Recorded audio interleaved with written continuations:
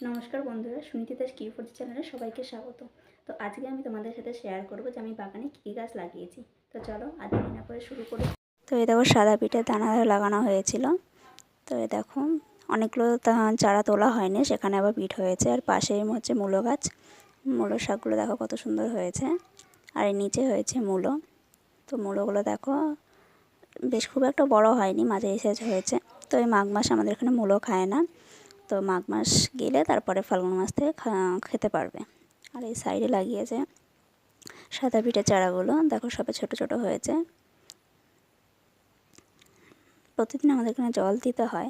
আর এই সাইডে রয়েছে লঙ্কা গাছ, আর মাঝখানে বিট গাছ রয়েছে।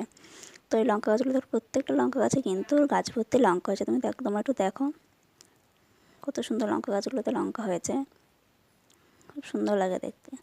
আর এই ধনেপাতা গাছগুলো প্রায় শুকিয়ে আসছে।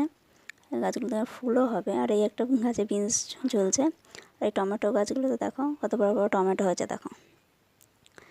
দেখো প্রত্যেকটা গাছে টমেটো ধরেছে, প্রত্যেকটা গাছে। আর এই বেগুন গাছ লাগানো হয়েছে, সবে ফুলের কড়ি এসছে, এখনও ফুল আসেনি।